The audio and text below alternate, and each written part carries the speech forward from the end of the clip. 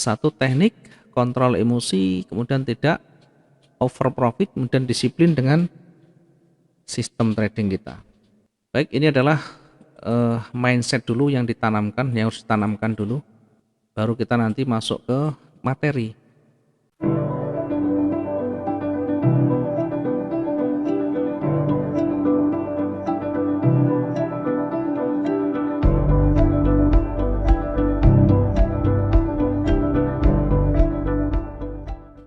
Materi pokok yang kita pelajari ada 3. Yang pertama ada sistem trading sendiri.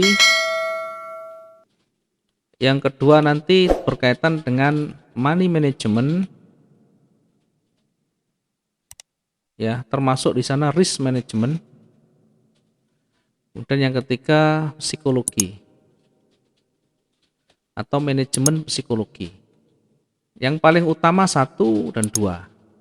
Yang paling utama sistem trading dan money manajemennya. Ya.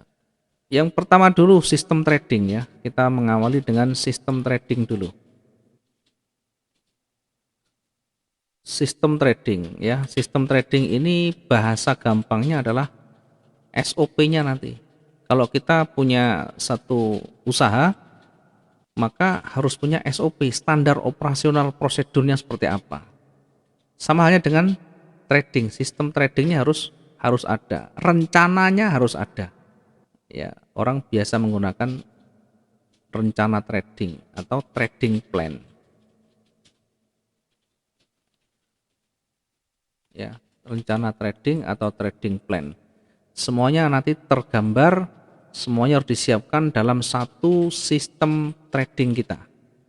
Sebelum masuk ke sistem trading, maka pastikan kita sudah tahu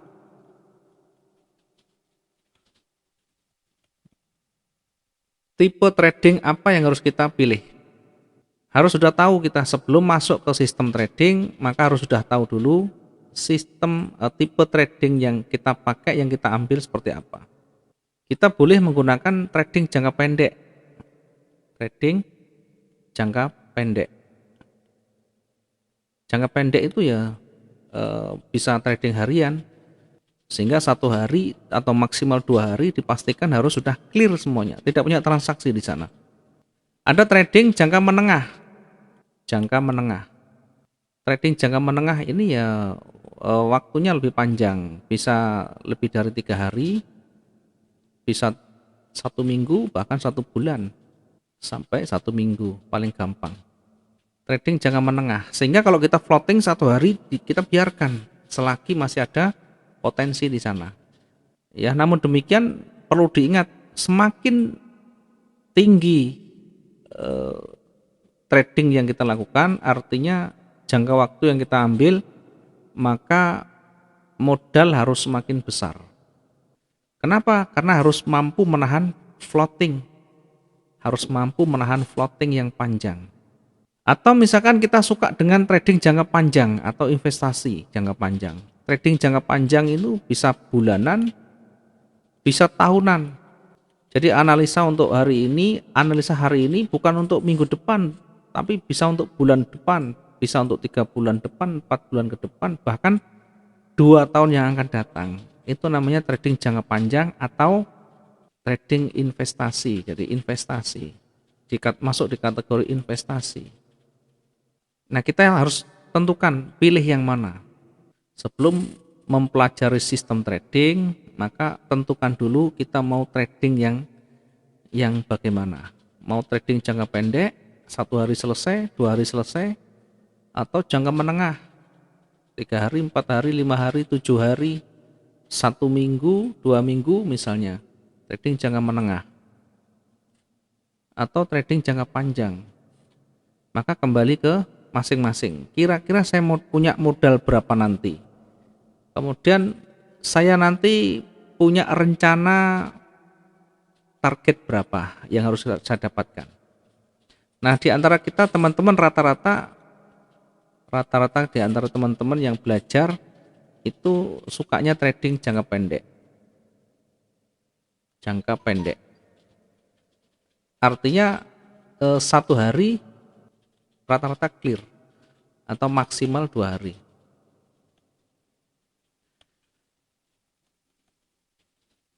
Ya, suka dengan begini monggo, kalau yang mau jangka menengah juga boleh. Karena ini pilihan. Satu berkaitan dengan waktu, berkaitan dengan psikologi, berkaitan dengan ketahanan atau modal kita. Kita tidak bisa ikut-ikutan.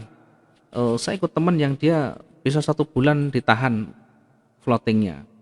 Kembali ke kita, waktu kita waktunya mau berapa lama, waktu yang saya bisa monitor, waktu yang bisa analisa itu berapa lama. Kemudian kira-kira psikologi kita itu seperti apa, mampu enggak kira-kira kalau misalnya saya kena floating sekian. Karena 1 hari kalau bergerak 3000 pip misalkan, maka kalau lotnya 0,5 saja, ini sudah minusnya adalah $1.500.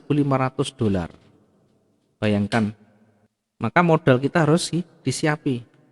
Ketika kita floating seperti ini, kira-kira mampu enggak kita menahan? Itu. Jadi waktu ini berkaitan dengan hari-hari kita bisa monitor.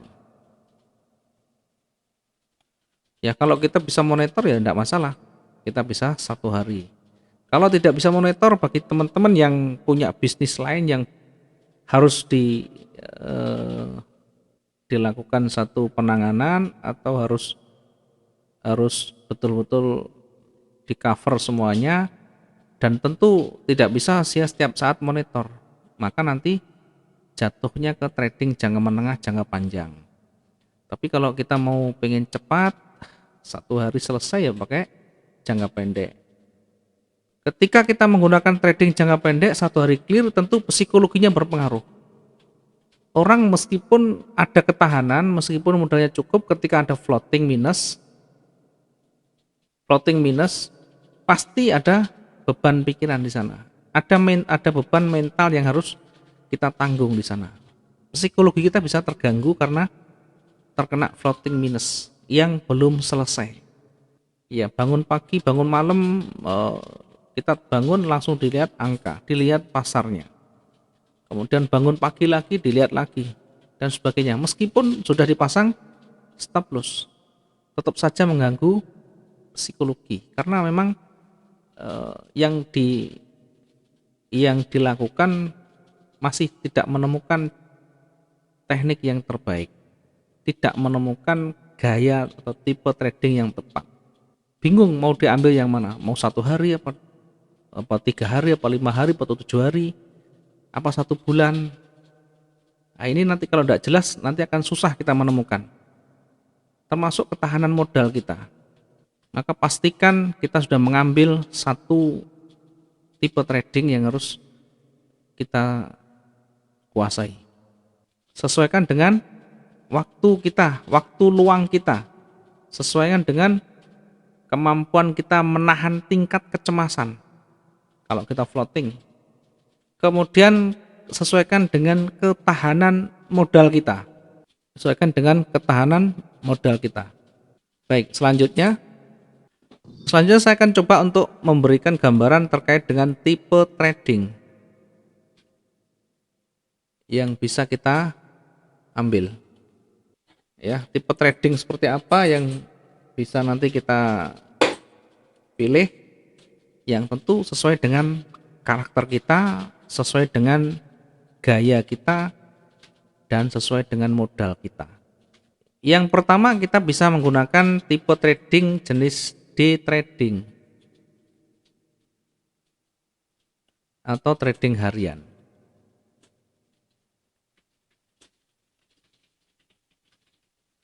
Nah, trading harian ini rata-rata 1 hari clear, 1 hari selesai. Jadi misalkan sebelum kita meninggalkan chat untuk kita istirahat, pastikan semuanya clear.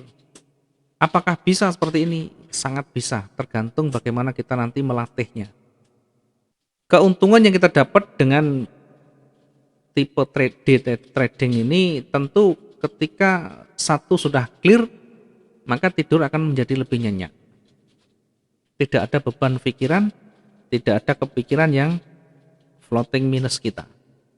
Ya, mungkin jam 7 mulai trading, kemudian ada waktu jam berapa lagi dan sebagainya. Intinya sebelum kita exit, sebelum kita menutup chart kita, semuanya pastikan clear, tidak ada transaksi yang masih tersisa. Setiap tipe trading yang kita ambil nanti akan sangat berpengaruh terhadap modal kita, ketahanan kita, time frame yang kita gunakan, dan cara analisa kita. Ketika kita mengambil posisi tipe trading yang jenis day trading, ini time frame yang digunakan sangat berbeda.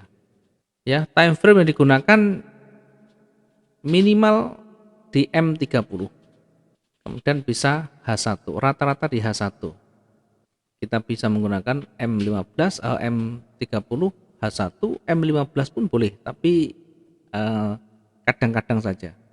Secara umum kita menggunakan H1. Standar kita menggunakan H1 ya. M30, M15 ini hanya untuk perbandingan saja, hanya untuk melihat bagaimana volatilitasnya. Kemudian target yang kita capai beda ya, target profitnya mungkin sekitar, kalau di XO ya, ini sekitar 100 sampai 200 pip. Ya, diingat penggunaan pip yang saya maksud, saya coba untuk menjelaskan biar nanti tidak salah di dalam memahami ya. Oke, coba saya untuk jelaskan penggunaan pip di sini ya. Oke, saya coba untuk jelaskan dulu ya penggunaan pips, PIPS ya. Istirahat dulu Pak Wi. Ya, bentar Pak ya. Mungkin ada sedikit gangguan, tapi tidak apa-apa. Masih bisa melihat di sana? Kasih Pak Wi. Baik, saya coba untuk kembali ke pengertian pip yang saya maksud. Nah, pip yang saya maksud adalah pergerakan terkecil atau satuan terkecil dari pergerakan satu pasangan. Basic yang kita gunakan adalah 5 digit di belakang koma. Ya, kenapa kita menggunakan 5 digit? Karena yang terbaru adalah 5 digit. Kalau dulu 4 digit, misalkan Euro USD dulu 11483. Ah, di belakangnya dulu pakai 4 ini. 4 digit. Sekarang sudah menggunakan 5 digit karena banyaknya transaksi yang masuk tiap hari, sehingga angka ini sudah tidak mampu menampung lagi besarnya transaksi yang masuk, sehingga dinaikkan jadi 5 digit. Misalkan begini, sama halnya ketika kita menghitung dengan angka yang kita pencet itu, misalkan yang biasa untuk ngecek pelanggan atau untuk ngecek peserta yang masuk itu kan ada counter penghitung itu ada digitnya, misalkan 4 digit, sehingga 4 digit itu kalau paling banyak kan 999. Kalau pesertanya lebih dari 10.000, ya tentu ini tidak mampu, sudah 4 digit tidak mampu, sehingga harus dinaikkan jadi 5 digit. Nah, nanti baru bisa 99.999.999 mampu. Sama halnya dengan di pasar forex khususnya ya. Nah, ini contohnya, kalau saya basicnya dengan Euro USD, di sebelah kanan ini ada angka harga pasangan Euro dan USD. 1 US dollar, 1 euro itu 1,18685 misalkan ini. Atau kalau kita lihat yang saya garis ini, contoh di sini ya. Nah, yang di atas ini 1 euro ini senilai 1,1 berapa itu? 1,18748. Ada 5 digit di belakang koma. Kemudian kalau dia turun, misalnya kalau dia turun sampai di sini, nah ini, maka berapa pip ya? Berapa pip atau berapa gerakan turunnya. Yang tadi di atas, sekarang yang di bawah. Kita kasih warna yang lain biar nanti membedakan. Oke, saya kasih warna yang highlight, warna kuning. Dari angka pertama di atas, yang di atas itu 11878 turun menjadi 118691. Ini kalau kita kurangi atau kalau kita ukur turunnya ya, dari ujung kalau kita narik dengan crosshair di sebelah kiri ya, kita bisa tarik ke sana. Nah, ini yang di tengah itu ada angka 57. Nah, yang saya maksud dengan pip di sini adalah antara yang di atas sampai di bawah ini. Ini saya menggunakan istilah pip berarti 57 pip. Karena yang saya gunakan basicnya adalah 5 digit di belakang koma dengan standar Euro USD. Karena tiap broker nanti beda. Ada broker yang menggunakan 4 digit di belakang koma. Ya, kalau melihatnya di Euro USD, lihat di belakang koma ada berapa angka. Kalau basicnya 5 angka berarti sama. Ini kalau kita ngukur ini 58 pip berarti menggunakan 5 digit. Kalau yang menggunakan 4 digit tinggal bagi 10. Sehingga bukan 58 tetapi 5,8 pip. Karena yang 4 digit sen yang di belakang tidak ikut. Yang lebih valid yang mana? Tentu yang lebih valid yang broker yang 5 digit. Yang saya tadi sampaikan, ketika transaksi makin banyak, 4 digit makin lama makin tidak mampu menampung transaksi yang banyak itu. Sehingga harus dinaikkan digitnya menjadi 5. Nanti suatu saat pasti naik lagi. Ya, sekarang 5 nanti pasti naik lagi jadi 6. Kalau semakin banyak transaksi harian. Diingat di forex ini paling besar transaksi hariannya. Ya, bahkan terakhir kemarin sudah mencapai angka 4 triliun dolar dalam satu hari. Nah, sekarang jauh lebih banyak lagi. 4 triliun dolar dalam satu hari, perputaran satu hari. Ini jauh lebih besar dari perputaran yang ada di Amerika, perputaran saham New York Stock Exchange yang ada di Amerika. Maka yang saya sampaikan ketika saya menggunakan istilah pip adalah yang menggunakan 5 digit di belakang koma. Kalau yang menggunakan 4 digit langsung berarti kalau saya menyampaikan 100 berarti 10 pip.